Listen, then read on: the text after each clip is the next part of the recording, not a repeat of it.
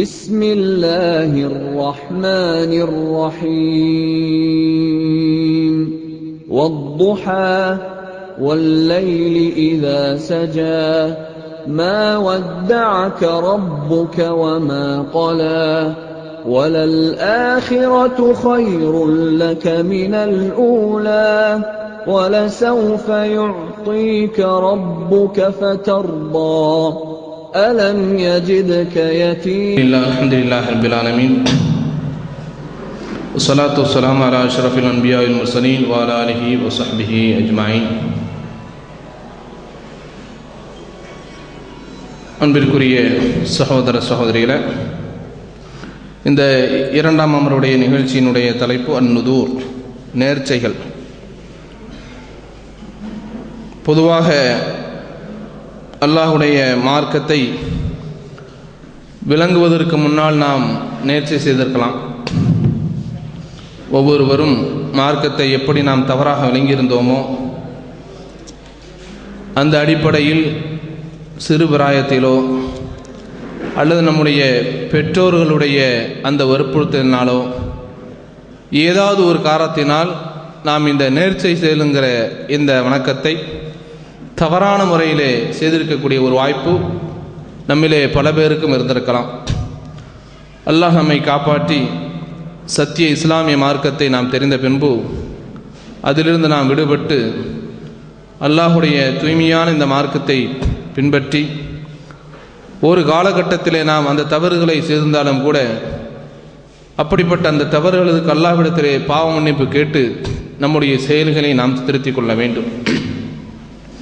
அப்போ அந்த அடிப்படையில் தான் நாம் செய்யக்கூடிய வணக்கங்களில் முக்கியமான ஒரு வணக்கம் நதர். நதர் என்று சொன்னால் நேர்ச்சை செய்தல் அப்படிங்கிற அர்த்தம். அப்போ இந்த நேர்ச்சை செய்தலை பொறுத்தவரையில் யார் நேர்ச்சை செய்யலாம், யார் நேர்ச்சை செய்யக்கூடாது, எப்படி நேர்ச்சை செய்தால் அது கூடும், எப்படி செய்தால் கூடாது, அதே போல் இந்த நேர்ச்சையை தவறாக செய்தால் எப்படி அது ஷிர்காகும்ங்கிற போன்ற பல்வேறு விஷயங்களுக்கும், இந்த நேர்ச்சை செய்தலை நாம் செய்துவிட்டு அதை முறித்தால் அதற்கான பரிகாரம் என்ன போன்ற பல்வேறு செய்திகளை இன்ஷா அல்லாஹ் இன்றைய அமர்வில் நாம் தெரிய இருக்கிறோம். பொதுவாக அல்லாஹ் குர்ஆனிலே இந்த நேர்ச்சையை பற்றி குர்ஆனிலே பல்வேறு இடங்களிலே இந்த செய்திகளை சொல்லி காமிக்கிறான். அதில் ஒன்று தான் சூரத்துல் பக்கராவிலே 270வது வசனத்தில் அல்லாஹ் சொல்லி காமிக்கிறான். وما أنفقتم من نفقة أو نذرتم من نذر فإن الله يعلمه وما للظالمين من أنصار. நீங்கள் செய்யக்கூடிய எந்த செலவுகளாக இருந்தாலும் சரி, நீங்கள் செலவழிக்கக்கூடிய செலவுகளாக இருந்தாலும் சரி, நீங்கள் செய்யக்கூடிய நேர்ச்சியாக இருந்தாலும் சரி, நிச்சயமாக அதை அல்லாஹ் அறிகிறான் என்று சூரத்துல் பக்கராவுடைய 270வது வசனத்தில் அல்லாஹ் குறிப்பிட்டு காமிக்கிறான். அதே போல இந்த நேர்ச்சியை பற்றி ஐம்பெரும் கடமைகளில் ஒரு கடமையாக இருக்கக்கூடிய ஹஜ் வணக்கத்தை பற்றியும் அல்லாஹ் நிச்சயம் சொல்லி காமிக்கிறான். சூரத்துல் ஹஜ்ஜில் 29வது வசனத்தை அல்லாஹ் சொல்லி காமிக்கிறான். ثُمَّ لَقْضُوا تَفَثَهُمْ وَلْيُوفُوا نُذُورَهُمْ وَلْيُطَوَّفُوا بِالْبَيْتِ الْعَتِيقِ. நீங்கள் உங்களுடைய அந்த வணக்கங்களை, ஹஜ்ஜுடைய அந்த வணக்கங்களை அல்லாஹ் சொல்கின்ற போது அதனுடைய தொடரில் அந்த எல்லா அந்த வணக்கங்களை முடித்துவிட்டு உங்களுடைய அழுக்குகளை நீங்கள் களைந்து கொள்ளுங்கள், அதாவது மொட்டை போட்டு இஹ்ராம்லேருந்து நினைச்சிங்க களைந்து கொள்ளுங்கள். ஒல் யூஃபு நுதூரஹும், உங்களுடைய நேர்ச்சிகளை நிறைவேற்றுங்கள். ஒல் யதவ்வஃபு பில் பைத்துல் அதீக், பழமையாக இருக்கக்கூடிய பழமை வாய்ந்த இந்த அல்லாஹ்வுடைய இந்த ஆலயத்தை நீங்கள் தவாஃப் செய்யுங்கள் என்றும் அல்லாஹ் அதில் அப்போ ஹஜ்ஜுடைய அந்த வணக்கத்தை சொல்கின்ற பொழுதும் உங்களுடைய நேர்ச்சிகளை நிறைவேற்றிக் கொள்ளுங்கள் என்று அல்லாஹ் சொல்லி காமிக்கிறான். அதே போல சூரத்துல் இன்சான் அதில் 7வது வசனத்தில் அல்லாஹ் சொல்லி காமிக்கிறான். யூஃபூன பின் நதிரி வ யகாஃபூன யௌமன் கான ஷர்ருஹு முஸ்ததீரா. அவர்கள் நல்லடியார்களை பற்றி அல்லாஹ் சொல்கிறான், அவர்கள் நேர்ச்சை செய்வார்கள், அந்த நேர்ச்சையை நிறைவேற்றுவார்கள்.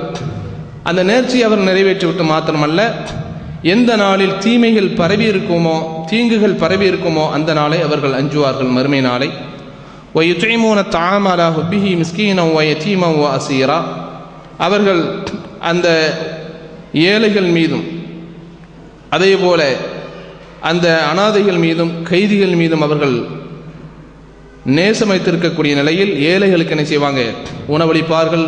அனாதைகளுக்கு உணவளிப்பார்கள், கைதிகளுக்கு உணவளிப்பார்கள். இன்னமா நுத்திமுக்கும் வஜ்ஹில்லா லா நுரீது மின்கும் ஜஸாஅன் வலா ஷுக்கூரா. நாங்கள் உணவளித்தது அல்லாஹ்வுடைய திருமுகத்திற்காகத்தான், நாங்கள் உங்களிடத்திலிருந்து எந்த கூலியையோ நன்றியையோ நாங்கள் எதிர்பார்க்கவில்லை என்று அந்த நல்லடியார்கள் சொல்வார்கள் என்ற செய்தியும் அல்லாஹ் குர்ஆனில் சொல்லி காமிக்கிறான். ஆக இப்படி 3 வசனங்களை நாம் இந்த நேர்ச்சை சம்பந்தமாக குர்ஆனுடைய வசனங்களில் நம்ம பார்க்கிறோம். அன்புக்குரிய சகோதரர்களே, அப்போ இந்த நேர்ச்சையை பொறுத்தவரையில் நாம் என்ன விளங்கி வச்சிருக்கிறோம்? நேர்ச்சையை பொறுத்தவரையில் எப்படி நாம் விளங்கி வைத்திருக்கிறோம்? நேர்ச்சை என்பது எப்படி செய்யலாம், எப்படி செய்யக்கூடாதுங்கிற பல விஷயங்கள் இருந்து கொண்டிருக்கிறது.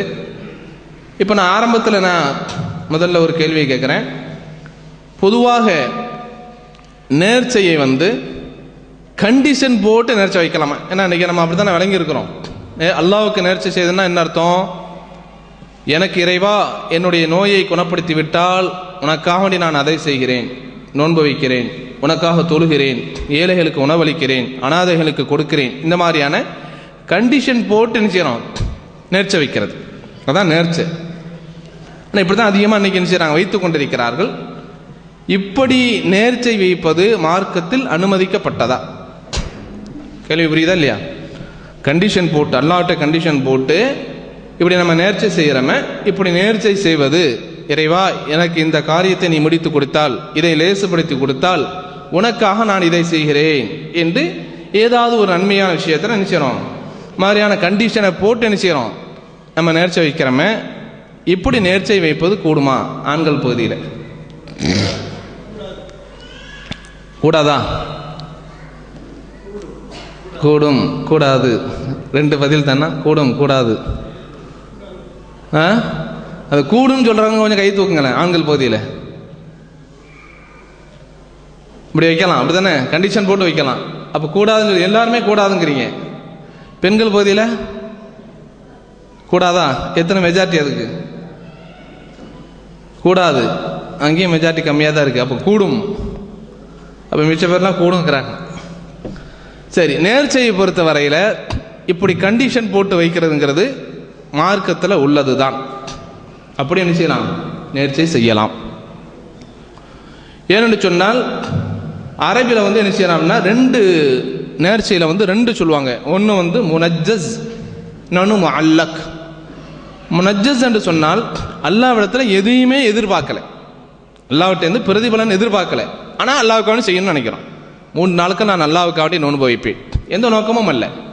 10 ஏழைகளுக்கு நான் இன்றைக்கு உணவளிப்பேன், எந்த நோக்கமும் அல்ல. இவ்வளவு காசுகளை நான் ஒரு ஏழைக்கு நான் கொடுப்பேன், எந்த நோக்கமும் அல்ல. அப்போ இந்த மாதிரியான எந்த நோக்கமும் இல்லாமல் செய்வது அது முனஜ்ஜஸ். அந்த நதிருக்கு பேர் முனஜ்ஜஸ்.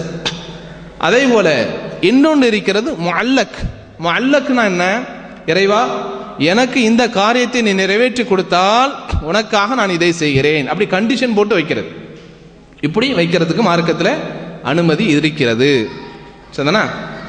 எப்படி இருக்கிறது அப்படின்னு சொன்னால், பொதுவாக இந்த நேர்ச்சை வைக்கிறதுக்கு பெண்கள் பகுதியில் உள்ள ஒரு கேள்வி, நேர்ச்சை வைப்பதற்கென்றே மார்க்கத்தில் சில சொற்கள் சொல்லி தரப்பட்டிருக்கிறதா, அல்லது நம்ம இஷ்டத்துக்கு நேர்ச்சை வைக்கலாமா? நேர்ச்சை வைக்கிறோம்ல, அல்லாஹ்வுக்காக நேமிசம் செய்கிறோங்கிறோம். ஒரு காலகட்டத்தில் யாருக்காம நேமிசம் பண்ணியிருப்போம், அது வேற விஷயம். இது அந்த அவுலியாக்களுக்கெல்லாம் செய்திருப்போம் அறியாத காலத்தில். சரிதானே? அது வேற விஷயம், அது ஷிர்க், அது பின்னாடி நம்ம சொல்லுவோம். நேர்ச்சை செய்வதற்கென்று மார்க்கத்தில் சில வார்த்தைகள் சொல்லித்தரப்பட்டிருக்கிறதா இல்லையா? பெண்கள் பகுதியில் வேகமாக சொல்லுங்க, கடகடன்னு சொன்னாதான் நிகழ்ச்சியை வேகமாக முடிக்கலாம். அப்படிதானா?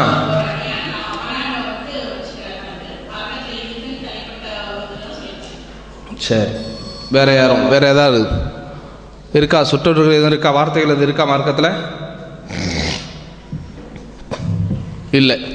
சரி, அப்போ மார்க்கத்தை பொறுத்தவரை என்ன செய்யணுங்க? குறிப்பிட்ட ஒரு வார்த்தை சொல்லி தரப்படலை. நாம அல்லாஹ்வுக்கு எப்படி நியத் வைக்கிறோமோ, நேர்ச்சேன்னு நினைக்கிறோமோ அப்படி வச்சுக்க வேண்டியதான். அதுக்குன்னு என்னது இல்லை, வார்த்தைகள் சொல்லித்தரப்படவில்லை. தமிழில் கூட நம்ம என்ன செய்துக்கலாம், அதுக்கு அரபி வார்த்தையை தான் சொல்லி தான் பண்ணணுங்கிற அவசியம் இல்லை, தமிழில் கூட நம்ம சொல்லலாம். சரிதானா? அப்போ இந்த நேர்ச்சையை பொறுத்தவரையில் யார் வைக்கலாம், நேர்ச்சை யாரிடந்து ஏற்றுக்கொள்ளப்படும் அப்படின்னு சொன்னால், ஒன்று அவன் பாலிகாக இருக்க வேண்டும். அதாவது மற்ற வணக்கங்கள் எல்லாம் எந்த வயசில் கூடுமோ அதே போல் அந்த வயசில் தான் இந்த நேர்ச்சையும் கூடும். அதே போல் அவன் அறிவுள்ளவனாக இருக்க வேண்டும், அவன் சுயமாக செய்யக்கூடியவனாக இருக்க வேண்டும், அவன் முஸ்லீமாக இருக்க வேண்டும். சரிதானா? இதெல்லாம் நேர்ச்சை வைப்பதற்கான கண்டிஷன்கள். அதே நேரத்தில் சிறு பிள்ளைகளிடத்திலிருந்து அவர்கள் நேர்ச்சை செய்ய முடியாது. அதே போல் பைத்தியமாக இருக்கிறார்கள், மனநிலை பாதிக்கப்பட்டிருக்கிறார்கள், அவங்களும் நினைச்ச முடியாது, வைக்க முடியாது. அதே போல் வற்புறுத்தப்பட்டும் நினைச்ச முடியாது, நேமிசம் வைக்க முடியாது. நம்ம சுயமாக செய்யணுமே தவிர ஒரு ஆள் நினைச்சிட கம்பல் பண்ணி நம்மளை வைக்க சொல்கிறார், அப்படிலாம் வைக்கக்கூடாது. அப்போ இதுக்கு என்ன ஆதாரம் அப்படின்னு சொல்லி பார்க்கும்போது நம்ம ஹதீஸ்களில் பார்க்குறோம், அபூதாவுது நசை போன்ற ஹதீஸ்களில் பார்க்குறோம். நபிகள் நாயகம் ஸல்லல்லாஹு அலைஹி வஸல்லம் சொல்கிறாங்க, 3 நபர்களுக்கு அல்லாஹ்வினுடைய எழுதுகோல் உயர்த்தப்படுகிறது. 3 நபர்களுக்கு அல்லாஹ்வுடைய எழுதுகோல் உயர்த்தப்படுகிறது. அவர்கள் செய்யக்கூடிய செயல் பாவமாக ஆக்கப்படாது. ஆண்கள் பகுதியில் யார் அந்த 3 நபர்கள்? வேற அதோட நின்றுச்சு, அவ்வளோதானா? யாரு வேற?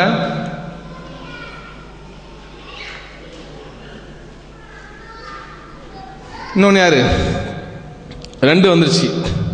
பைத்தியக்காரர் எந்த செயலை செய்தாலும் அல்லாஹ்விடத்தில் அது என்ன கிடையாது, அது குற்றமாக கருதப்படாது. ஏன்னா அவனுக்கு மனநிலைமை இல்லை, அவனுக்கு சுயநிலைவே இல்லையே. சுயம் இல்லாமல் ஒரு காரியத்தை செய்கிறான், ஒருத்தனை அடிச்சு போட்டான் அப்படின்னும் அது இல்லை. உலகத்தில் வேண்டுமானால் அவன் குற்றவாளி, அதற்கான தண்டனைகள் உலகத்தில் வழங்கப்படான். அல்லாஹ்விடத்தில் அவனுக்கு என்ன கிடையாது, தண்டனை கிடையாது. சிறியவர்கள், பக்குவம் தெரியாத சில குழந்தைகள் தவறு செய்துட்டாங்க, அவர்களுக்கு என்ன கிடையாது, அல்லாஹ்வினுடைய பார்வையில் அது குற்றமாக எழுதப்படாது. 3வது நபர் யார் அப்படின்னா தூங்குபவன் ஒரு தவறை செய்கிறான். அவன் தவறு செய்யறதுனால அது என்ன செய்யப்படாது, தூக்கத்துல என்ன செய்யறான். சில பேர் தூங்குற மாதிரி நடிச்சு செய்யறாங்கன்னா அது தப்பாயிரும். ஒருத்தனை திட்டணும்னு பழி வாங்கணும் முடிவு பண்ணியிருக்கிறான், தூங்குற மாதிரி நடிச்சுக்கிட்டு நல்லா அதான் சான்ஸ்ன்னு சொல்லி என்ன செய்யறான், திட்ட ஆரம்பிச்சுட்டான். அப்ப அதனால அது பாவமானா அது பாவமாயிரும். ஏன்னா அவன் நடிக்கலாம் செய்யறான். தூங்கி கொண்டிருக்கின்ற பொழுது ஒரு தவறை செய்கிறான், குற்றத்திற்குரிய ஒரு செயலை செய்கிறான் என்று சொன்னால் அதுவும் என்ன செய்யப்படாது, அல்லாஹ்விடத்தில் பதிவு செய்யப்படாது. ஆக 3 நபர்களுக்கு அல்லாஹ்வுடைய எழுதுகோல் உயர்த்தப்படுகிறது என்று நினைச்சாங்க நபி ஸல்லல்லாஹு அலைஹி வஸல்லம் சொல்றாங்க. இது அபூதாவுது நஸை போன்ற ஹதீஸ் கிரந்தத்தை நம்ம பார்ப்போம். சரிதானா? சரி, அடுத்து அப்போ இது ஒரு விஷயம். அடுத்து நதிர் செய்வதற்கென்று என்ன கிடையாது, வார்த்தைகள் கிடையாது. நம்ம எப்படி நியத்து வச்சு என்ன செய்கிறோமோ அப்படி நம்ம என்ன செய்யலாம், நதிர் செய்து கொள்ளலாம், அதுவும் பிரச்சனை இல்லை. அப்போ நதிரை இந்த மாதிரியான காரணத்தோடு ஒரு கண்டிஷன் போட்டு வைக்கலாமா அப்படின்னு சொன்னால் வைக்கலாம் என்பதற்கு 3 ஹதீஸ்களை நம்ம என்ன செய்கிறோம், ஆதாரமாக பார்க்குறோம். பெண்கள் பகுதியில் கேள்வி.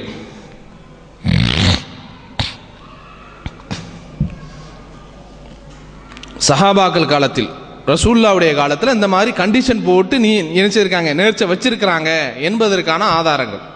அதுக்கு என்ன ஆதாரம்? ஸ்ரீராமத்துல்லா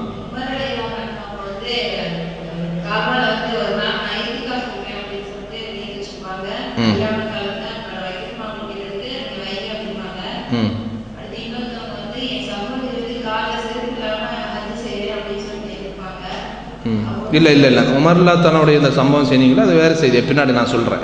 சரி, வேற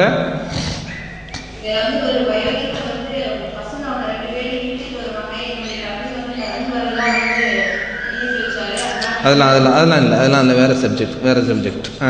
வேற நீ சொல்றதுலாம் வேற தலைப்பில் நான் சொல்றேன், அது என்ன தலைப்போட நான் சொல்றேன். அடுத்து வேற சொல்லலாம்.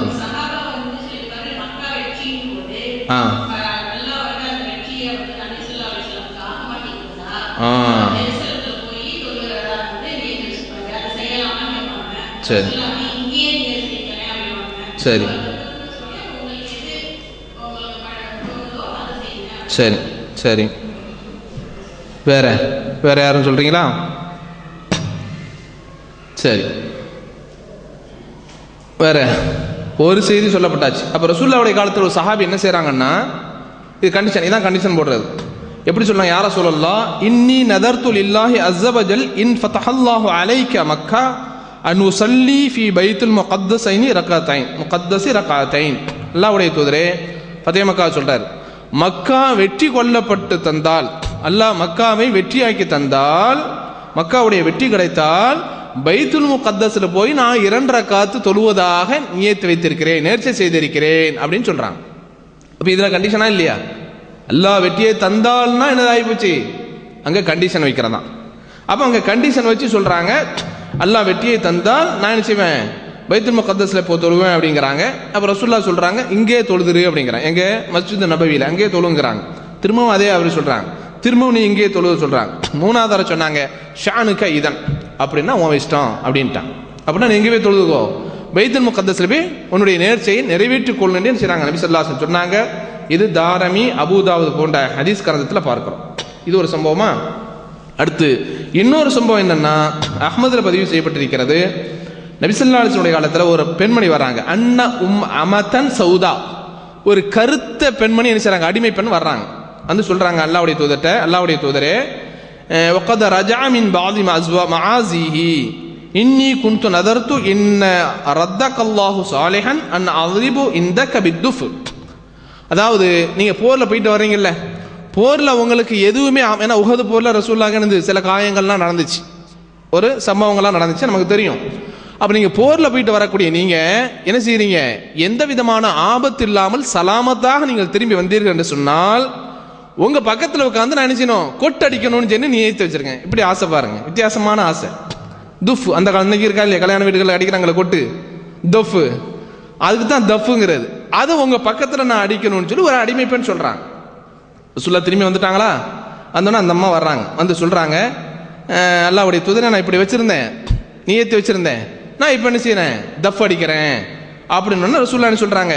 இன் குன்த ஃபஅல்தி ஃபஃஅலி, நீ அப்படிதான் செய்வானா செய், வயின் குன்த லம் தஃஅலி ஃபலா தஃஅலி, நீ செய்ய வேணாம்னா செய்ய வேணாம், விட்டுரு, உன் விருப்பம் அப்படிங்கிற மாதிரி என்ன செய்றாங்க ரசூலுல்லாஹ் சொல்றாங்க. சொன்ன உடனே அந்த அம்மா உட்காந்து என்ன செய்றாங்க, ரசூலுல்லாஹ் பக்கத்தில் உட்காந்து கொட்டடிக்கிறாங்க. அவங்களுக்கு அதில் ஒரு ஆசை, கொட்டடிக்கிறது உட்காந்து ஆசை. அப்போ யார் வர்றா, அபூபக்கர் சித்திக் அதெல்லாம் வர்றாங்க, அடிச்சுக்கிட்டே இருக்காங்க. அபூபக்கர் சித்திக் வந்து உட்காந்துறாங்க, ரசூலுல்லாஹ் பக்கத்தில் கொட்டு அடிக்கப்பட்டு கொண்டே இருக்கிறது. அடுத்து என்ன நடக்குது, உமர்லா தரா வர்றாங்க. வந்தவன ஃபஜஅலத் துஃபஹா கல்ஃபஹா வஹிய முகன்னிஆ, உமர்லா தரா கண்டவன அந்த அம்மாவுக்கு பயம் வந்துருச்சு. அதோட அந்த கொட்டை மூடி வச்சுட்டு என்ன செஞ்சிட்டாங்க, அப்படி சைலண்டா ஒண்ணுமே தெரியாது. நல்ல பிள்ளை, சில பிள்ளைங்க நடிக்குமா இல்லையா, சேட்டை பண்ணிட்டு அப்படி நடிக்குமே, அந்த மாதிரி இந்த அம்மா என்ன செஞ்சிட்டாங்கன்னா கொட்டையை மறைச்சு வச்சுட்டு என்ன செஞ்சிட்டாங்க, உட்கார்ந்துட்டாங்க. அப்ப ரசூலுல்லாஹ் சொல்றாங்க இன்ன ஷைத்தான லா யஃப்ரகு மின்க யா உமர் அன ஜாலிசுன் வ தഖல ஹவுலாயி ஃபலம்மா அன் தഖலத் ஃபஅலத் மா ஃபஅலத். உமரே, உம்மை கண்டவனே ஷைத்தானே விரண்டு ஓடிட்டான் அப்படின்னாங்க. ஏன்னா நான் உட்கார்ந்து இருக்கிறேன், அல்லாஹ்வுடைய தூதர் என் பக்கத்துல உட்கார்ந்து அடிச்சிட்டு இருந்தாங்க. அபூபக்கர் சித்திக்குள்ள வர்றாங்க, அப்பவும் அடிச்சிட்டு இருந்தாங்க.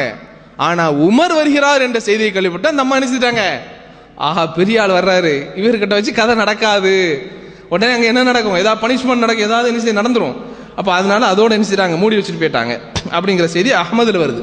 அப்ப இதுல என்ன வருதுன்னா, அல்லாஹ் உங்களை போரில் எந்த ஆபத்தும் இல்லாமல் திருப்பி அனுப்பினால் கண்டிஷன் போட்டு தான் என்ன செய்றாங்க, அந்த நதிரை வைக்கிறாங்க. இது ஒரு நதிர், இப்படி ஒரு செய்தி. அடுத்து என்ன அப்படின்னா, மூணாவதாக முஸ்லீம்ங்கிற நூலில் ஒரு செய்தியை நம்ம பார்க்கிறோம்.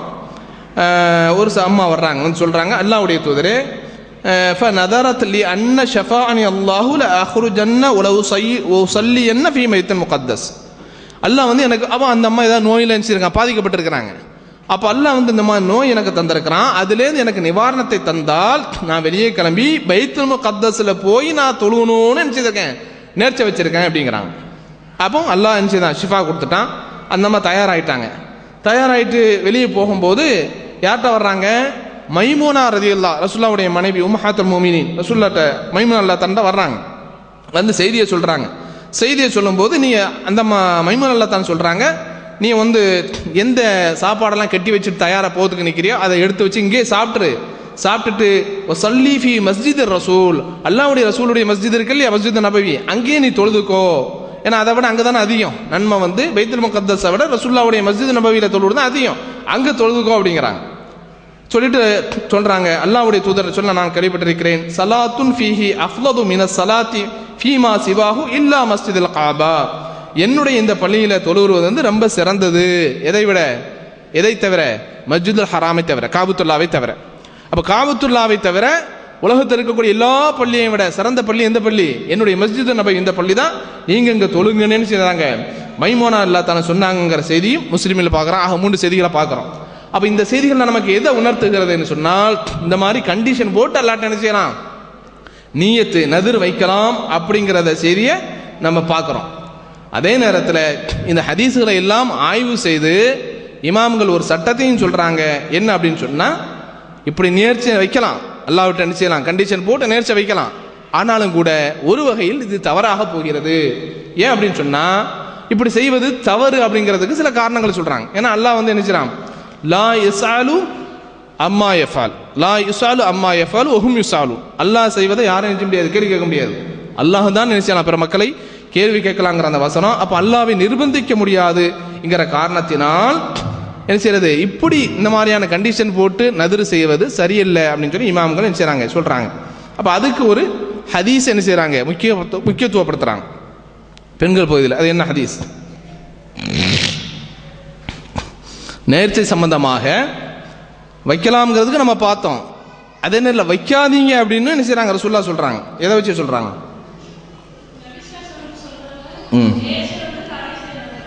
தடை. சரி,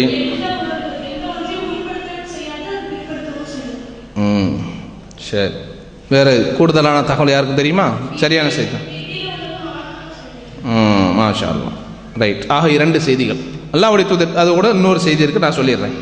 அப்ப அல்லாஹ்வுடைய தூதர் என்ன சொல்றாங்கன்னா, புகாரி முஸ்லிமில் பார்க்கிறோம், லா தந்திரு, நேர்ச்சை செய்யாதீர்கள். ஃபஇன்ன நதர லா யுக்னி மினல் கதரி ஷையா, உங்களுக்கு அல்லாஹ் விதித்த விதியிலிருந்து எதையுமே மாட்டாது. போச்சா? எல்லாம் ஒன்று விதிச்சு வச்சிருப்பானா இல்லையா? எல்லாம் எழுதிட்டான். யார் யாருக்கு பிறப்புலேருந்து இறப்பு வரை, இந்த உலக முடிவு நாள் வரை என்ன நடக்குங்கிறத எல்லாருடைய விதியையும் எல்லாம் எழுதி வைத்து விட்டான். அதனால நீங்க புதுசா நேர்ச்சை ஒன்று செய்து அல்லாஹ்வுடைய விதியில் எதையும் மாற்ற முடியாது என்று சொல்லிவிட்டு சொல்றாங்க, வஇன்னமா யுஸ்தஹ்ரஜு பிஹி மினல் பகீல். சரிதானா?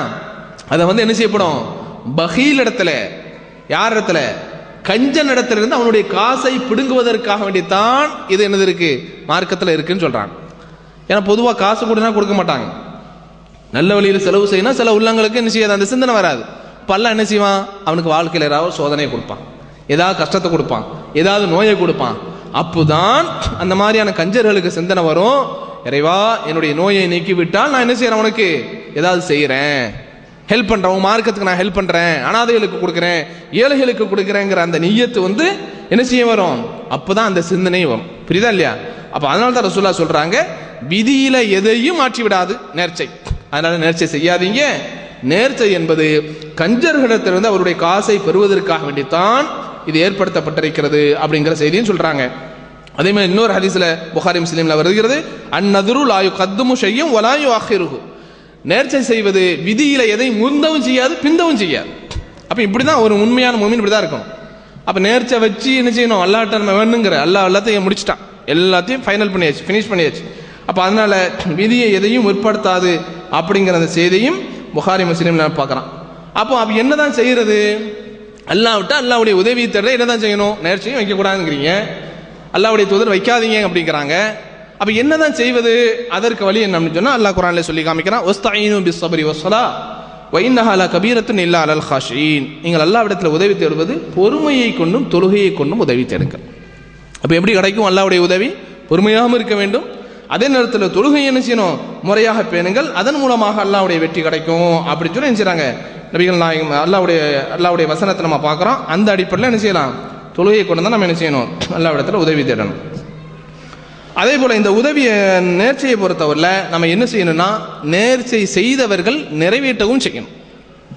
நேர்ச்சை யார் நம்ம நேர்ச்சை செய்யறோமோ அதை என்ன செய்யணும், நிறைவேற்றணும். ஏன்னா நபி ஸல்லல்லாஹு அலைஹி வஸல்லம் அவர்கள் சொன்னதா ஒரு ஹதீஸ் நம்ம புகாரியில பார்க்கிறோம், ஹைரு உம்மத்தி கர்னி, இந்த சமூகத்தில் சிறந்தவர்கள் என் நூற்றாண்டை சார்ந்தவர்கள், அடுத்த நூற்றாண்டை சார்ந்தவர்கள், அடுத்த நூற்றாண்டை சார்ந்தவர்கள். ஆக 3 பேரை சொல்றாங்க, சஹாபி, தாபி, தபா தாபி. இந்த 3 காலங்கள் இருக்கு பாருங்க, சிறந்த காலம் அப்படின்னு சொல்லிட்டு அடுத்த ஒரு செய்தியை சொன்னாங்க, தோழர்களே உங்களுக்கு பின்னால் சில மக்கள் வருவார்கள், அவர்கள் என்ன செய்வார்கள்னா சாட்சி சொல்ல மாட்டார்கள், சத்தியத்திற்காக சாட்சி சொல்ல மாட்டார்கள், மோசடி செய்வார்கள், அவர்கள் நம்பிக்கை துரோகம் செய்வார்கள், அவர்கள் நேர்ச்சை செய்துவிட்டு அந்த நேர்ச்சை செய்ய மாட்டாங்க, நிறைவேற்ற மாட்டார்கள். அவரிடத்தில் அவருடைய காலத்தில் நெய் வந்து புழக்கத்தில் அதிகமாக வருங்கிறாங்க. ஒரு இந்த காலமும் எல்லாத்துக்கும் இப்போ தான் நெய் போட்டு சாப்பிட்டு இருக்கிறோம் அப்படின்னு சொல்றாங்க. புகாரியில் வருது, அந்த காலத்தில் நெய் வந்து என்ன புழக்கத்தில் அதிகப்படுத்தி விடும் அப்படிங்கிற செய்தியை சொல்றாங்க. அப்ப இது நமக்கு என்ன தெரியுதுன்னா, நேர்ச்சைன்னு வச்சுட்டு அனுப்பிச்சக்கூடாது, நேர்ச்சை செய்யக்கூடாது, நேர்ச்சைன்னு வச்சுட்டோம்னு சொன்னால் அது கண்டிப்பாக அதை நிறைவேற்றி விட வேண்டும் அப்படிங்கிறத என்ன செய்கிறாங்க நபி ஸல்லல்லாஹு அலைஹி வஸல்லம் சொல்கிறாங்க. அதே போல் இந்த நேர்ச்சையை பொறுத்த வரையில் என்ன அப்படின்னு சொன்னால், நேர்ச்சை செய்கிறோம் பாருங்க, நேர்ச்சை செய்யக்கூடிய இடம் சுத்தமான இடமா இருக்கும், தூய்மையான இடமா இருக்கும். அது சம்பந்தமான ஒரு செய்தியை ரசூலுல்லாஹ் சொல்கிறாங்க. என்ன செய்தி? ஆங்கல் பகுதியில். பரிசுக்குரிய கேள்வி, இது பரிசுக்குரிய கேள்வி.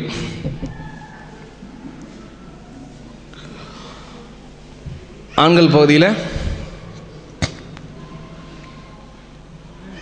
கேள்விதான். அதாவது நேர்ச்சை செய்கிறோம்ல, இப்போ தொழுகிறோம், இந்த பக்கமாக என்னது உருவ படங்களாக இருக்குது, அல்லது சாமி படங்களாக வச்சுருக்கான், வேறு ஏதாவது இருக்குது, அங்கே நின்று தொழ முடியுமா? முன்னாடி தொழ முடியாது இல்லையா? அல்லாஹ்வை தொழுவதற்குள்ள இடம் சுத்தமான இடமா இருக்கணும், இடம் சுத்தமாக இருக்கணும், உடை சுத்தமாக இருக்கணும், உடல் சுத்தமாக இருக்கணும் இல்லையா? வணக்கம் செய்வோம் தொழும் போது. அதே மாதிரி நம்ம நேர்ச்சை ஒரு ஆடு அறுத்து பலியிடணும், ஒரு 2 ஆடு அல்லாஹ்வுக்காக நினைச்ச நேர்ச்சை செய்யணும்னு நினைக்கிறோம். செய்யக்கூடிய இடம் எப்படி இருக்கணும்? சுத்தமான இடமா இருக்கணும். அப்போ நபி ஸல்லல்லாஹு அலைஹி வஸல்லம் காலத்தில் அப்படி ஒரு சஹாபி ஒரு கேள்வியை கேட்குறாங்க.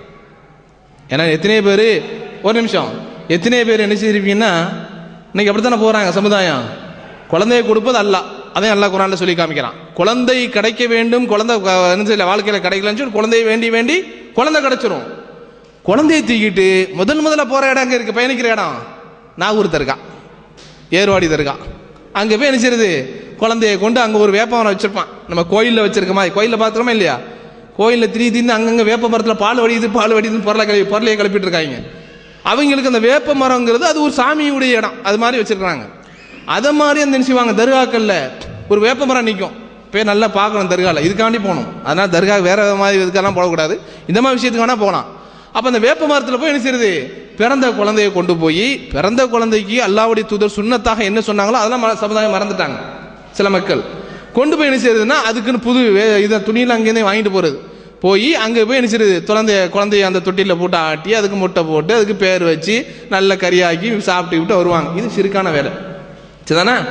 அப்போ அல்லாஹ்வுக்காண்டி நான் நதிர் நியத்து வச்சிருக்கிறேன், நேமிசம் செய்திருக்கேன்னா அந்த இடம் எப்படி இருக்கணும்? அல்லாஹ்வுடைய தூதர் என்னெல்லாம் கேள்வி கேட்குறாங்க. குழு கொடுத்துட்டானோ சொல்லுங்க. சரி, ரைட்டு, முன்னாடி தெரியுது, சொல்லுங்க. சலாம். சரி, அது தேவையில்லை.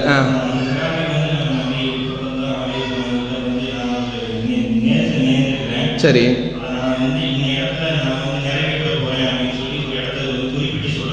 சரி.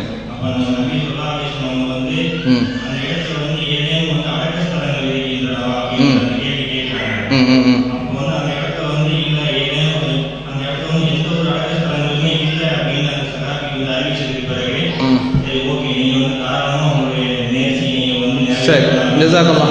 ஓகே, போதும், சரியான பதில்.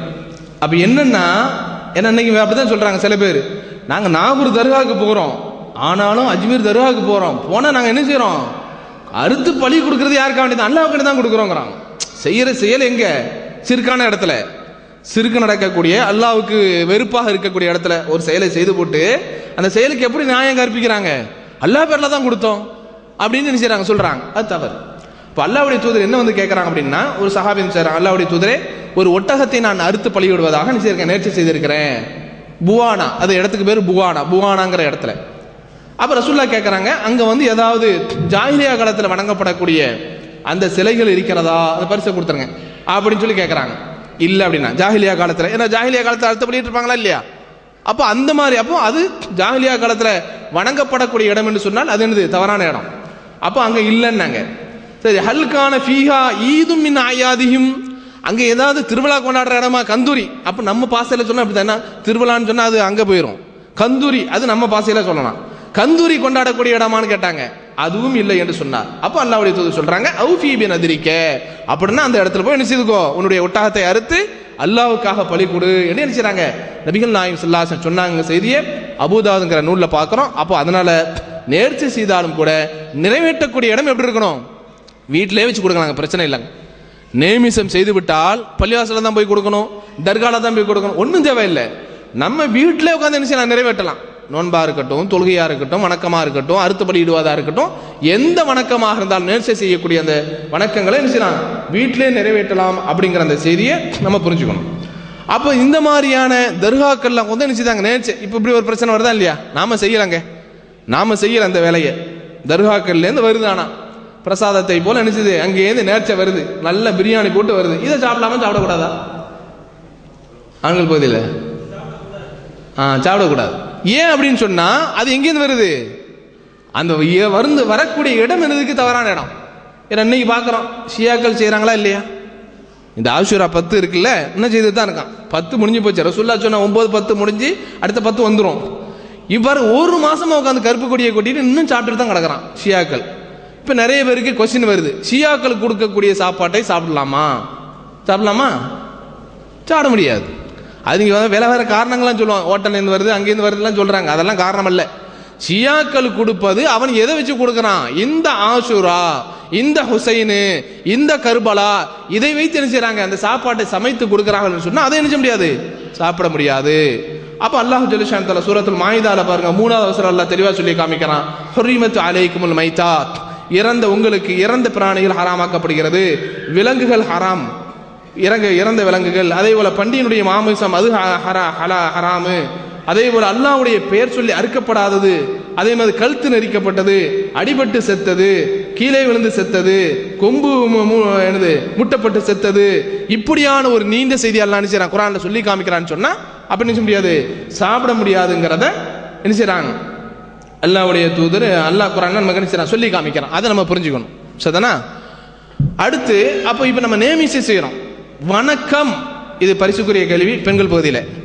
வணக்கம் என்ற அடிப்படையில் நாம் நேமிசம் செய்தால் உலகத்தில் எங்கே எல்லாம் போகலாம்? பெண்களுக்குரிய கேள்வி, பரிசுக்குரிய கேள்வி. வணக்கம்னு போறாங்க, நாகூர் தர்காவுக்கு போகலாமா, வேற ஏதாவது தர்காவுக்கு போகலாமா, எங்க போகலாம்? 3 இடங்களுக்கு. எதெல்லாம்? பரிசை கொடுத்துருங்க. அப்போ 3 இடங்களுங்க, நல்லா தெரிஞ்சுக்கணும். உலகத்தில் சுற்றி வங்கையும் பார்க்கலாம், அது பிரச்சனை இல்லை. நீங்கள் சந்திர மண்டலத்தை கூட போயிட்டு வாங்க, ஒன்றும் பிரச்சனை கிடையாது. உலகத்தை எங்கே வேணாலும் சுற்றி பார்க்கலாம். வணக்கம் என்று சொல்லி 3 இடத்தை தவிர நினைச்சக்கூடாது, வேற எந்த இடத்துக்கும் போகக்கூடாது. ஒன்று காபா, இன்னொன்று மதீனா மஸ்ஜித் நபவி, இன்னொன்று பைத்துல் முகத்தஸ். இந்த 3 அல்லாஹ்வுடைய தூதர் அப்படியே சொல்றாங்க, லா தஷுத்து ரிஹால இல்லா இலா ஸலாஸதி மசாஜித். 3 இடங்களுக்கு தவிர வேற எங்கேயும் என்ன செய்யாதீங்க, பயணத்துக்காக வேண்டி தயாராகாதீங்க. வணக்கம் என்ற அடிப்படையில் இந்த 3 இடத்துக்கு தான் போகணும்னு சொல்லி என்ன செய்றாங்க அல்லாஹ்வுடைய தூதர் சொல்றாங்க. இது முஸ்லிம் என்ற நூலில் நம்ம பார்க்குறோம். சரிதானா? ஆக அன்புக்குரிய சகோதரர்களே, அப்போ இந்த மாதிரியான நேர்ச்சியை நம்ம புரிஞ்சுக்கணும். அதே மாதிரி நேர்ச்சியை இப்படி ஒரு காலத்தில் செய்துட்டோம். எத்தனையோ பேர் தர்காவில் உருண்டு எரிச்சவங்களாம் இருக்கிறாங்க, இருக்கமா இல்லையா? ஒரு காலத்தில் மார்க்கம் தெரியாது, அல்லது அப்பா அம்மா நமக்கு மார்க்கத்தை சொல்லி தரல, சிறு வயசுல என்ன செய்திருக்கிறோம், தர்காவில் போய் உருண்டு எந்திரிச்சு சந்தனத்தை தடவி அந்த தண்ணியை குடிச்சு எண்ணெயை தடவி என்னெல்லாமா பண்ணியிருப்போமே. இப்போ அதுக்கு என்ன தீர்வு? அதுக்கெல்லாம் அல்லாஹ் இடத்துல மன்னிப்பு கிடைக்குமா? அல்லாஹ் மன்னிச்சுக்குவானா? மன்னிச்சுக்க மாட்டானா? இன்ஷா அல்லாஹ் மன்னிச்சுக்குவான். ஏன் அப்படின்னா அல்லாஹ் குர்ஆன்ல என்ன சொல்றான், இன்னல்லாஹ லா யக்ஃபிரு அன் யுஷ்ரக பிஹி வ யக்ஃபிரு மா தூன ذلك லிமன் யஷா. நிச்சயமாக அல்லாஹ் அவனுக்கு இணை வைப்பதை ஒருபோதும் மன்னிக்க மாட்டான், அவை அல்லாத பாவங்களை தான் நாடியவருக்கு மன்னிப்பேன் என்று அல்லாஹ் சொல்றான். அப்படி சொன்னாலும் கூட இன்னொரு வசனத்தில் அல்லாஹ் என்ன சொல்றான் சூரத்து ஜுமர்ல, குல் யா இபாதி அல்லதீன அஸ்ரஃபு அலா அன்ஃபுஸிஹிம் லா தக்னது மிர் ரஹ்மத்தில்லாஹ். உங்களுக்கு நீங்களே அநீதம் செய்து கொண்டிருக்கக்கூடிய என்னுடைய அடியார்களே, பாவம் செய்தா கூட அல்லாஹ் என்ன செய்யறான், என்னுடைய அடியார்கள் தான் அழைக்கிறான். என்னுடைய அடியார்களே, லா தக்னது மிர் ரஹ்மத்தில்லாஹ், அல்லாஹ்வுடைய அருளிலிருந்து நீங்கள் நிராசையாகாதீர்கள். இன்னல்லாஹ யக்ஃபிரு ذுனூப ஜமீஆ இன்னஹு ஹுவல் கஃபூருர் ரஹீம். நிச்சயமாக அவன் எல்லா பாவங்களையும் மன்னிக்கக்கூடியவன், எனவே அவனிடத்தில் மன்னிப்பு கேளுங்கன்னு அல்லாஹ் என்ன சொல்றான். அப்ப இந்த ஆயத்தை வச்சு என்ன சொல்றாங்க, ஒரு கட்டத்தில் நம்ம ஷிர்கான வேலையை செய்துட்டாலும் இன்றைக்கு அது ஷிர்கான வேலை, மார்க்கத்துக்கு எதிரான வேலை, அல்லாஹ்வுக்கு எதிரான வேலை நம்ம தெரிஞ்சிட்டோம் அப்படின்னு சொன்னா அல்லாஹ் மன்னிக்கக்கூடியவங்கிறத இந்த செய்தியை வச்சு என்ன செய்றாங்க சொல்றாங்க. சரிதானா? அடுத்த ஆண்கள் பகுதிக்கு ஒரு கேள்வி. நேர்ச்சை செய்யலாம் இப்படி செய்யலாங்கிற செய்திகளை நம்ம பார்த்தோம். நேர்ச்சை செய்வதாக இருந்தால் அல்லாஹ்வுடைய தூதர் எதுல செய்யணும் எதுல செய்யக்கூடாதுன்னு சொன்னாங்க ஆண்கள் பகுதியில். இது பரிசுக்குரிய கேள்வி. பரிசுனாதான் விசாரம் வருமா? ஆனா ஒரு பாயிண்ட் சொன்னா தர கிடையாது, ஒரு பாயிண்ட் சொன்னா கிடைக்காது. எதுல செய்யலாம் எதுல செய்யக்கூடாங்கிற முழுமையா சொன்னா தான் கிடைக்கும், அல்லது அதிகமா சொன்னா கிடைக்கும். இன்ஷா அல்லாஹ்.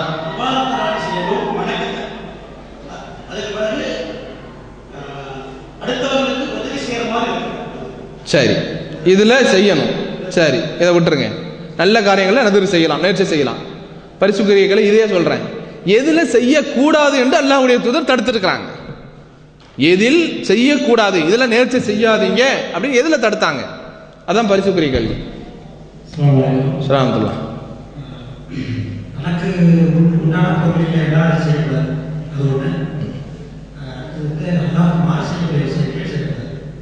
வேற வேற வேற இருக்கா? இருக்கா?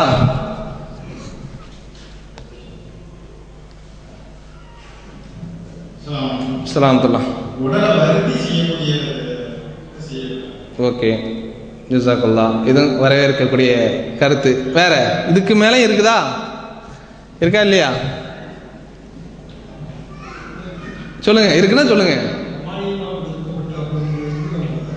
அது இல்லை, அதுவும் பாவமாயிரும். அது சொல்லியாச்சு. பாவமான விஷயங்களில் நேர்ச்சி செய்யாதீர்கள். அந்த பரிசு அவங்களுக்கே கொடுத்துருங்க. யாரு 2 கருத்து எக்ஸ்ட்ரா சொன்னாங்களோ அவங்களுக்கு கொடுத்துருங்க. பாவமான விஷயங்களில் நேர்ச்சி செய்யாதீர்கள்.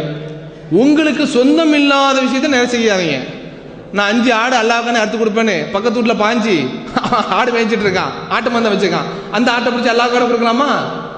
அப்போ அதுக்கு நம்ம சம்பந்தம் இல்லை. நம்ம பொருள் இல்லை, நம்ம பொருள், நம்மளுடைய பொருள் எந்த பொருளோ அந்த பொருளை தான் செய்யணும், நதிர் செய்ய வேண்டும் சொன்னாங்களா? அடுத்த சகோதரன் சொன்னாங்க, இது பொதுவான ஹதீஸ், அது பின்னாடி நம்ம சொல்ல வர்றோம்.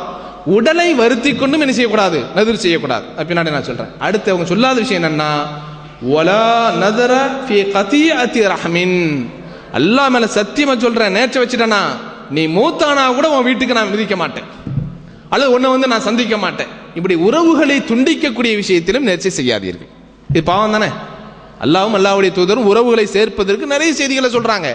அப்ப இந்த மாதிரியான விஷயங்களை என்ன செய்யக்கூடாது, உறவுகளை முறிக்கக்கூடிய விஷயங்களிலும் என்ன செய்யக்கூடாது, உறவுகளை நேர்ச்சி செய்யக்கூடாது. பாவத்துல சொந்தமில்லாத பொருள்ல உடலை வருத்தி கொண்டு அதே போல என்னது உறவுகளை முறிக்கக்கூடிய விஷயத்தெல்லாம் நேர்ச்சி செய்யக்கூடாது அப்படின்னு சொல்றாங்க. அதே போல உடலை வருத்தி கொண்டு என்ன செய்யக்கூடாது, நேர்ச்சி செய்யக்கூடாது. இன்னைக்கு பார்த்தீங்கன்னா இந்துக்கள்ல மாற்று மதங்கள்ல அதான் பார்க்குறோம்.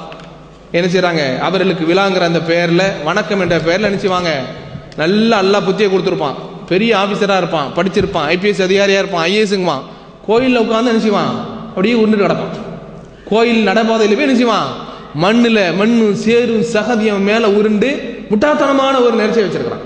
எவ்வளோ பாருங்க, இன்னைக்கு மனித உரிமை மீறல் இருக்க சொல்லக்கூடிய அந்த அமைப்புகள்லாம் எவ்வளோ தடுக்கிறாங்க. ஆனால் எவனும் தடுத்த பாடு இல்லை. என்ன செய்யறான், அல்லாஹ் அவருடைய மார்க்கத்தில் பாருங்க, அல்லாஹ் எவ்வளோ தெளிவான ஒரு மார்க்கத்தை தந்திருக்கிறான். பிராணிகளை அறுக்கின்ற பொழுது தெளிவாக அருங்கள், கத்திகளை கூர்மையா வச்சுக்காங்க, அது சித்திரவதைப்படுத்தாதீங்கன்னு அல்லாஹ்வுடைய தூதர் சொல்றாங்க. அவன் என்ன செய்யமா நேர்ச்சி சொல்றான், பெரிய அதுக்குன்னு ஒரு விழா நடத்துறான்.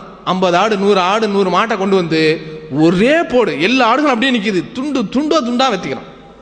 மனித அதாவது மிருகவதை செய்யக்கூடிய சமூகத்தை இன்னைக்கு நம்ம பார்த்துட்டு இருக்கிறோம்.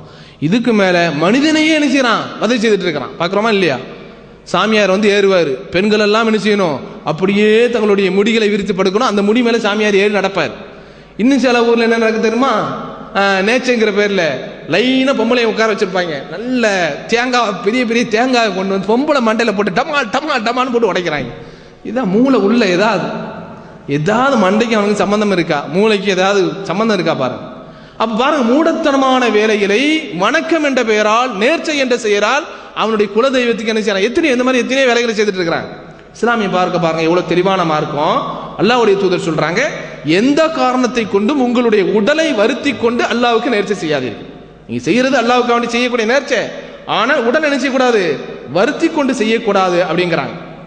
சரிதானா? அதற்கு ஒரு செய்தி என்ன அப்படின்னு சொன்னா, நபி ஸல்லல்லாஹு அலைஹி வஸல்லம் அவர்கள் என்ன செய்றாங்க, வர்றாங்க. வரும்போது ஒரு வயதானவர் என்ன செய்யறாரு, தான் 2 பிள்ளைங்களுக்கு மத்தியில் என்ன செய்யறாரு, வராரு. இன்னைக்கு வந்து என்ன செய்யணும், அப்பாவை பிள்ளைங்க சுமந்தாங்க, இன்னைக்கு பிள்ளைங்களை தான் அப்பா சுமக்கும். ஏன்னா மாறி போய் தானே இருக்கு காலம். அந்த மாதிரியான பாசம் நேசங்கள்லாம் சில மனிதர்கிட்ட தான் நம்ம பார்க்குறோம். வயதான தந்தையை 2 பிள்ளைகள் கைத்தாங்களா என்ன செய்யறாங்க, கூட்டு வராங்க. இப்போ அல்லாஹ்வுடைய தூதர் கேட்டாங்க, முஸ்லீம்ல அந்த ஹதீஸ் வருது, மாஷானு ஹாதா, ஏன் இவர் இப்படி தூக்கிட்டு வராங்க, என்ன காரணம் அப்படின்னாங்க. அப்போ அவர் சொன்னாங்க, அந்த பிள்ளைங்க சொன்னாங்க, அல்லாஹ்வுடைய தூதரே யா ரசூலல்லாஹ் கான அலைஹி நதுருன், அவர் நேர்ச்சி வச்சிருக்கிறாரு, அதனால தான் இப்படி தூக்கிட்டு வரோம். எப்படியா, நடந்து வரக்கூடாதுன்னு நேர்ச்சி பண்ணியிருக்காரு. அப்படியே எல்லாரும் தூக்கிட்டு வந்து ஹாயா கொண்டு வந்து என்ன செய்யணும், அப்படி வந்து என்ன செய்யணும், உள்ள வந்து தவாஃப் செய்யணும், உம்ரா செய்யணும் அப்படின்னு சொல்லி வந்திருக்காரு. நபி ஸல்லல்லாஹு அலைஹி வஸல்லம் சொன்னாங்க, இருக்கப் ஐயுஹ ஷேக், இந்த வயதானவரை என்ன செய்யுங்க, நடக்க சொல்லுங்க, அல்லது ஏதாவது ஒரு வாகனத்தில் ஏற்றிட்டு வாங்க. ஃபஇன்னல்லாஹ கனியுன் அன்க வன் நதிரிக்க, அல்லாஹ் இந்த மாதிரி ஒன்றை வருத்திக்கிட்டு செய்யக்கூடிய இந்த நதிரை விட்டு தேவையற்றவன் அப்படின்னு என்ன செய்யறாங்க, ரசூலுல்லாஹ் சொல்றாங்க. அப்போ உடலை வருத்தி கொண்டு என்ன செய்யக்கூடாது, இந்த மாதிரியான நேர்ச்சிகளை செய்யக்கூடாது அப்படிங்கிறது ரசூலுல்லாஹ் சொல்றாங்க. அதே போல இன்னொரு செய்தி நம்ம பார்க்கிறோம், இது புகாரில தான் வருது. ஒரு நபி ஸல்லல்லாஹு அலைஹி வஸல்லம் அவர்கள் மக்களுக்கு உபதேசம் பண்ணிட்டு இருக்காங்க. அப்போ ஒரு மனிதர் நின்றுகிட்டே இருக்கார், உட்காரவே மாட்டேங்கிறார். இடம் இல்லாம உட்காராம இருந்தா பிரச்சனை இல்லை, இடம் இருக்குது, இவர் நின்றுகிட்டே இருக்கார். அப்போ ரசூலுல்லாஹ் அவரை கேட்டாங்க, யார் இவருன்னார். இதாஹுவ பி ரஜுலின் காயிமின், யார் இந்த மனுஷன் நிற்கிறாரு. இப்போ காலு அபு இஸ்ராயில், இவர் இஸ்ராயிலுடைய தந்தை அப்படின்னாங்க. அப்போ ஏன் அப்படி நிற்கிறாரு, நதர யகூம வலா யகூத, அவர் எப்படி அல்லாஹ்விட்ட நேர்ச்சி வச்சிருக்காரு, நின்றுகிட்டே இருப்பேன் உட்கார மாட்டேன் அப்படின்னு நேர்ச்சி வச்சிருக்காரு. வலா யஸ்ததில்ல, வெயிலே நிற்பேன், நான் நிழல் பெற மாட்டேன். வலா யதகல்லம் வ யசூம், யார்ட்டையும் பேச மாட்டேன், நோன்பு வச்சுக்கிட்டே இருப்பேன் அப்படிங்கிற மாதிரியான தன்னை வரித்து கொண்டு இருக்கக்கூடிய ஒரு நேர்ச்சியை வச்சிருக்காரு. அப்போ ரசூலுல்லாஹ் சொன்னாங்க, முருகு, அவருக்கு சொல்லுங்க, ஃபல் யதகல்லம், அவர் பேசாமல் இருக்க வேணாம், பேசட்டும், அவர் வெயிலில் நிற்க வேண்டாம், நிழலில் நிற்கட்டும், அவர் தன்னுடைய நோன்பை முறித்து கொள்ளட்டும் சொல்லி நினைச்சாங்க நபிகள் நாயகம் ஸல்லல்லாஹு அலைஹி வஸல்லம் சொன்னாங்க. அப்படிங்கிற அந்த செய்தியும் நம்ம என்ன செய்வோம், புகாரியில் நம்ம பார்க்குறோம். எனவே உடலை வருத்தி கொண்டு என்ன செய்யக்கூடாது, நாம நேமிசம் பண்ணக்கூடாது. அடுத்து பெண்கள் பகுதியில் ஒரு கேள்வி, இப்படி நேமிசம் வைக்கலாமா, 10 நாளைக்கு நான் யார்ட்டையும் பேச மாட்டேன், மௌன விரதம் அப்படின்னு நேர்ச்சி வைக்கலாமா, மார்க்கத்தில் அனுமதிக்கப்பட்டதா?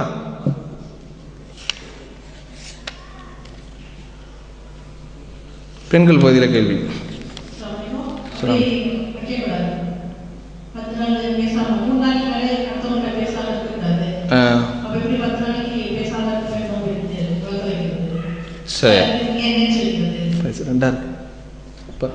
பரிசீலனை முடிஞ்சா ஒன்று இருக்கேன், இங்கே 2 போயிட்டு.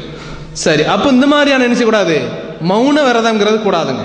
இஸ்லாத்தில் என்ன கூடாது, மௌன விரதம். நோன்பு வைக்கலாம், மௌன விரதம் கூடாது. ஏன்னா இதுக்கு ஆதாரமாக என்ன பார்க்கும் அப்படின்னு சொன்னால், அல்லாஹ் வந்து மரியம் அலைஹிஸ்ஸலாமுடைய வரலாறை சொல்கிறான். மரியம் அலைஹிஸ்ஸலாமுடைய வரலாறை சொல்லும்போது என்ன சொல்கிறான், சூரத்து மரியம்ல படித்து பாருங்க. ஃபநாதாஹா மின் தஹ்திஹி அல்லா தஹ்திஹா அல்லா தஹ்ஸனி கத் ஜஅல ரப்புகி தஹ்தகி சரியா, மரியமே என்று மரியமை கீழ்ப்பகுதியிலிருந்து அழைத்து நாம் சொன்னோம், உமக்கு கீழே ஆறுகளை நாம் ஏற்படுத்தியிருக்கிறோம், இதோ பெரித்த பழங்கள் இருக்கிறது, அதை உசுப்பி சாப்பிடுங்க. துசாக்கி தலைக்க ருத்தபன் ஜனியா, அழகான படம், உங்களுக்கு நல்ல பக்குவமான படம் பெரித்த பழம் கிடைக்கும். குழி சாப்பிடுங்க, குடியுங்க, கண்குளிர்ச்சியாரிங்க. ஃபைம்மா தர இன்ன மினல் பஷரி அஹதன் ஃபகூலி இன்னி நதர்து லிர்ரஹ்மானி சௌமா ஃபலன் உகல்லிமல் யௌம இன்சியா. நீங்க தனியா தானே இருக்கிறீங்க, ஈசாவை வர போறீங்கல்ல, யாராவது உங்க சமூகத்திலேருந்து ஒருத்தன் வந்து பார்த்துட்டான் அப்படின்னு, அவங்கள பார்த்துட்டான்னா உடனே நீங்க சொல்லுங்க. எதுக்கு அவனே அல்லாஹ் சொல்றான், ஏன்னா தந்தை இல்லாம குழந்தை பிறக்குது, சமூகம் வேற மாதிரி சொல்லிடுமா இல்லையா? அப்ப யாராவது உங்களை பார்த்துட்டா நீங்க சொல்லுங்க, சைலண்ட், நான் பேச மாட்டேன், நான் வந்து பேச மாட்டேன், என்னுடைய இறைவனுக்காக நான் நினைச்சிருக்கிறேன், மௌன விரதம் இருக்கிறேன், யாரிடத்தில் நான் பேச மாட்டேன் என்று நினைச்சீங்க, நீங்க சொல்லுங்கன்னு சொல்றான். அப்ப மௌன விரதம் இருந்திருக்காங்கன்னு சொன்னா அது அந்த காலத்துல இருந்தது. யாரு, மரியம் அலைஹிஸ்ஸலாமுடைய காலத்தில் அவருக்கு தேவைப்பட்டதுனால அந்த மார்க்கத்தில் அதை அனுமதிக்கப்பட்டதாக இருந்திருக்கலாம், அதனால நினைச்சிருக்காங்க, நம்ம செய்திருக்காங்க. தவிர இந்த காலத்தில் என்ன செய்யக்கூடாது, அப்படி நம்ம செய்யக்கூடாது, அதற்கு எந்த ஆதாரம் இல்லைங்கிறத நம்ம புரிஞ்சு கொள்ள வேண்டும். அடுத்து என்ன அப்படின்னு சொன்னால், ஆண்கள் பகுதியில் கேள்வி, நேச்சர் செய்யக்கூடாதுங்கிறோம்ல. இப்போ ஒரு 5 புள்ள 2 புள்ள நினைச்சிருக்கு, நமக்கு இருக்கு, பிள்ளைங்க இருக்கிறாங்க, பிள்ளைங்கெல்லாம் நம்ம பேச்சை கேட்கல, உடனே நினைச்சிடாரு, அவர் அப்பாக்கார முடிவு பண்ணிடுறாரு, ஒரு பேருக்கும் ஒரு காசும் சொத்தும் கிடையாதுப்பா, ஒட்டுமொத்த சொத்தையும் நான் நினைச்சுக்கிறேன் இந்த அநாத நிலையத்துக்கு நான் கொடுத்தேன், அல்லாஹ் மீது சத்தியமா நினைச்சுக்கிறேன், நேர்ச்சை செய்தேன், இப்படி ஒட்டுமொத்த பொருளையும் நேர்ச்சை செய்வதற்கு மார்க்கத்தில் அனுமதி இருக்கிறதா? ஏன்னா நமக்கு வர வேண்டியது இருக்கு, அதனால தெளிவா எல்லாம் இல்லை இல்லை இல்லை தான், எல்லாத்துக்கும் வர வேண்டியது இருக்குன்னா தெளிவா சொல்லிட்டீங்க, மாஷா அல்லாஹ். அப்ப கிடையாது, அப்படி செய்வதற்கு மார்க்கத்தில் அனுமதி இல்லை. பிள்ளைங்க நம்ம சொல்ல கேட்கல, நமக்கு எதிராக இருக்கிறாங்க, ஒரு பேச்சும் கேட்கல, நம்ம கவனிக்கல, எப்படி இருந்தாலும் சரிதான், ஒட்டுமொத்த பொருளையும் இருக்கக்கூடிய சொத்துக்களை எடுத்துக்கொண்டு நினைச்சக்கூடாது, நான் யாருக்காவது கொடுத்துட்றேன், வாரிசுகளுக்கு கிடைக்க செய்யாமல் யாருக்காவது நான் கொடுத்துறேன்னு சொல்லி நினைச்சக்கூடாது, நேர்ச்சை செய்யக்கூடாது. அப்படி செய்வதற்கு மார்க்கத்தில் அனுமதி இல்லை. எதை வச்சு எடுக்கிறாங்க அப்படின்னா, சாத் இப்னு அபீ வக்காஸ் ரலியல்லாஹு தஆலா அன்ஹு அவர்கள், புகாரியில் வரக்கூடிய செய்தி, அவங்களுக்கு சக்கராத்துடைய நேரத்தில் இருக்காங்க, ரசூலுல்லாஹ் போய் பார்க்க போறாங்க. பார்க்க போகும்போது சொல்றாங்க, யா ரசூலல்லாஹ் பலக பி மா தரா மினல் வஜி, எனக்கு ரொம்ப வலி ஓவர் ஆகி போச்சு. வான தூ மாலின் வலைச எரிசுனி இல்லா இப்னத்துல் லி வாஹிதா, எனக்கு அல்லாஹ் நிறைய காசு தந்திருக்கான், ஆனா வாரிசுகளை பார்த்தீங்கன்னா ஒரே ஒரு பொண்ணு தான் எனக்கு, சாத் இப்னு அபீ வக்காஸ் ரலியல்லாஹு தஆலா அன்ஹு, ஒரே ஒரு பொண்ணு தான் இருக்குது. அதனால என்னுடைய பொருள்ல நான் என்ன செய்யறேன்னா 3ல் 1 என்ன செய்யறேன் கொடுத்துட்றேன், சதக்காவாக செய்து விடவா அப்படிங்கிறாங்க. 3ல் 1 பி சுலிசை மாலி, பொருளில் 3ல் 2 சரிதானா கொடுத்துட்றேன் அப்படிங்கிறாங்க. அப்படி சொல்லும் போது ரசூலுல்லாஹ் சொன்னாங்க முடியாது அப்படின்னாங்க. அப்போ அந்த சஹாபி சொல்றாங்க, அப்போ அவர் தப்பா வழங்கிட்டாங்க போல, ஓ நம்ம வந்து கொஞ்சம் கம்மியாக கொடுத்துட்டோம் போல் தெரியுது அப்படின்னு சொல்லிட்டு அத்த சத்தக்கு பி ஷத்ரி, என் செல்வத்தில் பாதியை கொடுத்துட்றேன் அப்படிங்கிறாங்க. அப்போ ரசூலுல்லாஹ் சொன்னாங்க காலல்லா முடியாது. ஓ சுலுசு கசீரோன், நீ 3ல் 2 கேட்டீங்க முடியாதுன்னு, பாதின்னு சொன்னீங்க முடியாதுன்னு சொன்னீங்க, நான் சொல்றேன் 3ல் 1 பாகம் நீங்கள் கொடுப்பதே அதிகம் அப்படின்னு செய்றாங்க நபிகள் நாயகம் ஸல்லல்லாஹு அலைஹி வஸல்லம் சொன்னாங்க. அப்படின்னு சொல்லிட்டு அதில் ஒரு செய்தி அழகான்னு சொன்னாங்க, நீ வந்து உன்னுடைய வாரிசுக்காரர்களை பிறரிடத்துல கையேந்தக்கூடிய அளவுக்கு நீ விட்டுட்டு செல்வது சிறந்ததல்ல, அவர்களுக்கு ஏதாவது நீ என்ன செய்ய வச்சுட்டு போ அப்படிங்கிற மாதிரி என்ன செய்றாங்க நபிகள் நாயகம் ஸல்லல்லாஹு அலைஹி வஸல்லம் சொன்ன உடனே அல்லாஹ்வுடைய தூதர் சொன்னாங்க, நீ வந்து அல்லாஹ்வுடைய திருப்திக்காக வேண்டி ஒரு கையளவு, ஒரு கையளவு என்னது உணவை உன்னுடைய உன்னுடைய மனைவியினுடைய வாயிலை ஊட்டி விட்டாலும் அதுவும் அல்லாஹ்விடத்தில் கூலி அப்படிங்கிறாங்க. ஒரு கையளவு என்ன செய்யற உணவை எடுத்து உன்னுடைய மனைவிக்கு நீ ஊட்டி விட்டாலும் என்னது அது சதக்காங்கிறாங்க. ஏன் சதக்காவா? உழைச்சு என்ன செய்யறாரு காசை கொடுக்கிறார், உழைத்து தன்னுடைய மனைவிக்கு என்ன செய்யறாரு கொடுக்கிறாரு, அதுவும் என்ன செய்ய நன்மை கிடைக்கும் அப்படிங்கிற செய்தியை நம்ம புகாரியில பார்க்கிறோம். அதே மாதிரி அஹ்மதுங்கிற ஒரு நூலில் நம்ம பார்க்கிறோம், கஅப் இப்னு மாலிக் ரலியல்லாஹு தஆலாவுடைய வரலாறு, நீண்ட வரலாறு, ஹைபர் போர்ல கலந்துக்காம நின்றவங்க. அப்போ அவங்களுக்கு வந்து ஒரு பெரிய சம்பவம், அல்லாஹ்வுடைய தூதர் அவளை விலைக்கலாம் வச்சிருந்தாங்க, ஊர் விலைக்கலாம், ஒரு 50 நாள் ஊர் விலைக்கலாம் வச்சிருந்தாங்க. முனாஃபிக் யாரு உண்மையான முஸ்லீம் யாருங்கிறது அல்லாஹ் என்ன வசனத்தை இறக்கி காமிச்சு கொடுத்துட்டான். அந்த நேரத்தில் வந்து சொல்றாங்க, அல்லாஹ்வுடைய தூதரே இன்னல்லாஹ லம் யுனஜ்ஜினி இல்லா பிஸ்ஸித்கி, எல்லாரும் முனாஃபிகெல்லாம் வந்து உங்கள்கிட்ட போய் சொன்னாங்க போருக்கு ஏன் வரலங்கிற காரணத்தை சொல்லும்போது, ஆனால் நான் என்ன நினைச்சேன்னா என்னைக்குமே உண்மையோடு இருப்போம், உண்மையாளரை அல்லாஹ் கைவிட மாட்டான், நான் இருந்தேன், அந்த உண்மையை கொண்டு தான் அல்லாஹ் என்னை காப்பாற்றிருக்கிறான். என்னுடைய தௌபா என்ன தெரியுமா, இனிமேல் நான் யார்கிட்டையும் நான் போய் பேச மாட்டேன், அல்லாவே சொல்லிட்டான் இவர் உண்மையாளர்னு அல்லாஹ் வசனத்தை இறக்கினான், குர்ஆன் வசனமே இறங்கிச்சு. அப்ப அந்த சஹாபி சொல்றாங்க கஅப் இப்னு மாலிக், இனி நான் ஒருபோதும் யாரிடத்துல பொய் சொல்ல மாட்டேன், அதுதான் என்னுடைய என்னது தௌபான்னு சொல்லிட்டு இன்னொன்னு சொன்னாங்க, என்னுடைய பொருளில் நான் என்ன செய்யறேன்னா அதிகப்படியாக இருக்கக்கூடிய செல்வத்தை அல்லாஹ்வுக்காக நான் கொடுத்துட்றேன் அப்படிங்கும்போது ரசூலுல்லாஹ் என்ன செய்தாங்க, அம்சிக அலைக பஅத மாலிக ஃபஇன்னஹு கைருல் லக, நீ கொஞ்சம் பொருளை உன் குடும்பத்துக்குன்னு நினைச்சதை வச்சுக்க, எல்லாத்தையும் கொடுத்துறாத அப்படின்னு சொல்றாங்க. அப்ப இந்த ஹதீஸ்களை வச்சு என்ன தெரியுதுன்னா ஒட்டுமொத்த பொருள்களையும் நினைச்சக்கூடாது, அல்லாஹ்வுடைய வழியில் நான் செலவழித்து விடுவேன் நினைச்சக்கூடாது, நேமிசம் செய்யக்கூடாது அப்படிங்கிறத நம்ம புரிஞ்சு கொள்ள வேண்டும். அதே போல அன்புக்குரிய சகோதரர்ல இன்னொரு விஷயம் என்னன்னா, பெண்கள் பகுதியில் சத்தியம் செய்கிறோம், அந்த சத்தியத்தை செய்துவிட்டு அப்புறம் தான் யோசிக்கிறோம், ஆஹா இதில் கொஞ்சம் ராங்கா நடந்துட்டோமே, தப்பாலாம் நடந்துக்கிட்டோம், அவசரப்பட்டுட்டோமேன்னு ஒன்று செய்யும்போது நம்ம என்ன செய்யணும்? அதனால பரிகாரத்தை சொல்லிடாதே, பரிகாரம் வந்து கொஸ்டின், அது வந்து பரிசுக்குரிய கேள்வி, பரிகாரத்தை நான் கேட்கல, பரிகாரத்தை சொல்ல வேணா. ஒரு செய்தி ஒரு விஷயத்துல என்ன செய்துட்டோம், தவறாக என்ன செய்துட்டோம், நேமிசம் வச்சுட்டோம், அப்புறம் தான் கொஞ்சம் நம்ம ஆத்திரப்பட்டுட்டோம் அப்படின்னா கோவப்பட்டோம்னா நமக்கு தெரியாதுல்ல, சத்தியமா அல்லாஹ் சத்தியமா நான் நேர்ச்சி செய்கிறேன், உனக்கு நான் அதை தர மாட்டேன் இதை தர மாட்டேன், உன்னை பார்க்க மாட்டேன் போக மாட்டேன், அந்த மாதிரியான என்ன செய்கிறோம், தவறான ஒரு சத்தியம் வந்து என்ன செய்யிருக்கிறோம், நேர்ச்சி வைக்கிறோம். ஆனால் அதுக்கு பின்னாடி வந்து கொஞ்சம் யோசிக்கிறோம், இப்போ எப்படி செய்யணும், மார்க்கத்தில் இடம் இருக்கா? சலாம்.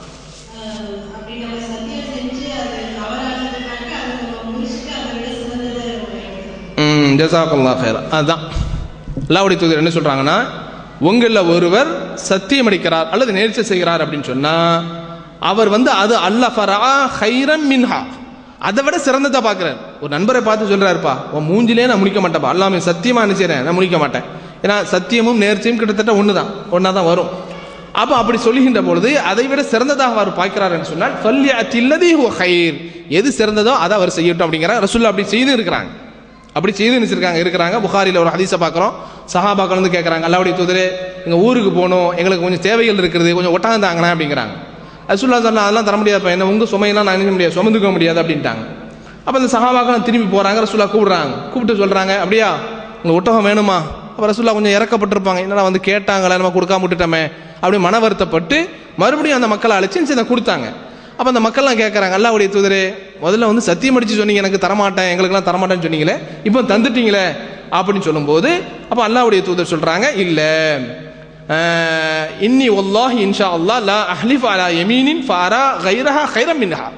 ஒரு விஷயத்தை நான் சத்தியம் அடிச்சிட்டேன் அப்படின்னு சொன்னா அந்த சத்தியம் அடிச்சதை விட்டு விட்டு வேறொரு விஷயம் தான் எனக்கு சிறந்ததாக இருந்தாலும், ஏன்னா தரமாட்டேங்கிறது ஒரு ஆளுக்கு உதவணுமா இல்லையா, இல்லைன்னா வேற விஷயம், இருக்கிறத வச்சுக்கிட்டு நான் உனக்கு அல்லாஹ்வின் சத்தியமாக உதவ மாட்டேன்னா தப்பு.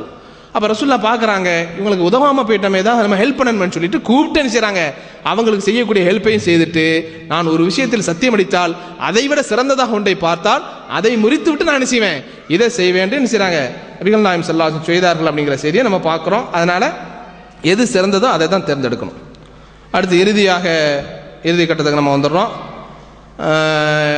அடுத்த செய்தி என்ன அப்படின்னு சொன்னால், ஆண்கள் பகுதியில் இப்போ வந்து நாம் என்ன செய்யறோம், சத்தியம் அந்த நேர்ச்சை நாம் செய்கிறோம். இதே மாதிரி நம்முடைய பெற்றோர்களோ அல்லது நம்ம உறவுகளில் யாராக இருக்கிறாங்க அவர்கள் ஏதாவது நேர்ச்சை செய்தால் அதை நம்ம செய்யலாமா செய்யக்கூடாதா? ஆண்கள் பகுதியில் செய்யலாம், சரி செய்யலாம், அதான் கரெக்ட். நம்முடைய பெற்றோர்கள் என்ன செய்கிறாங்க, ஏதாவது ஒரு நேர்ச்சை வச்சுட்டு போயிருக்கிறாங்க அப்படின்னா அதை நம்ம என்ன செய்யலாம், செய்யலாம். இது எங்கே வருதுன்னா புகாரி முஸ்லிம் ஒரு ஹதீஸ் நம்ம பார்க்குறோம். சஅத் இப்னு உபாதா ரலியல்லாஹு தஆலா வந்து கேட்குறாங்க, அல்லாஹ்வுடைய தூதரே ஃபீ நதிரின் கான அலா உம்மிஹி, அவங்க அம்மா வந்து என்ன செய்யிருக்கிறாங்க, நேர்ச்சை வச்சுட்டு மூத்தா போயிட்டாங்க. சஅத் இப்னு உபாதா அவங்க அம்மா நேர்ச்சை வச்சுட்டு மூத்தா போயிட்டாங்க. அப்போ ரசூலுல்லாஹ்ட்ட வந்து கேட்குறாங்க, இந்த மாதிரி எங்கள் அம்மா வந்து என்ன செய்தாங்க, நேர்ச்சை செய்திருந்தாங்க, ஆனால் அதுக்குள்ளே அவங்களுக்கு மௌத்து வந்துட்டு போய் சேர்ந்துட்டாங்க, இப்போ நான் மகனாக இருக்கக்கூடிய நான் அதை செய்யலாமா அப்படின்னு கேட்கும்போது அல்லாஹ்வுடைய தூதர் சொன்னாங்க, ஃபக்லிஹி அன்ஹா, உங்கள் அம்மாவுக்கு ஆண்டு நீங்கள் என்ன செய்யுங்க, நேர்ச்சை செய்து கொள்ளுங்கள். அம்மா வந்து என்ன செய்திருக்கிறாங்க, உம்ரா செய்யணும், ஹஜ்ஜி செய்யணும், அல்லது ஏதாவது இந்த ஏழைகளுக்கு உதவணும், இந்த மாதிரியான ஒரு நேர்ச்சிகளை வச்சுருக்காங்கன்னா பிள்ளைகளாக இருக்கக்கூடியவர்கள் என்ன செய்யலாம், அதை நிறைவேற்றலாம் அப்படிங்கிறத அல்லாஹ்வுடைய தூதர் சொன்னாங்க அப்படிங்கிற செய்தியை பார்க்குறோம். இறுதியாக சத்தியம் அடிச்சிட்டோம், சரி நேர்ச்சை செய்துட்டோம், ரெண்டுக்கும் ஒன்று தான் பரிகாரம். இப்போ நேர்ச்சை செய்து விட்டு அந்த நேர்ச்சையை நாம் முறித்து விட்டோம், சரி முறிச்சிட்டோம், இப்போ என்ன பதில், அதுக்கான பரிகாரம் என்ன? பெண்கள் பகுதியில் பரிசுக்குரிய கேள்வி. நேர்ச்சை செய்கிறோம், நேர்ச்சையை வந்து நிச்சயத்தை முறிச்சிட்டோம், அதை நம்ம நிச்சயம் கடைபிடிக்கலை, இப்போ வந்து அதுக்கான பரிகாரம் என்ன? சலாமத்துல்லா.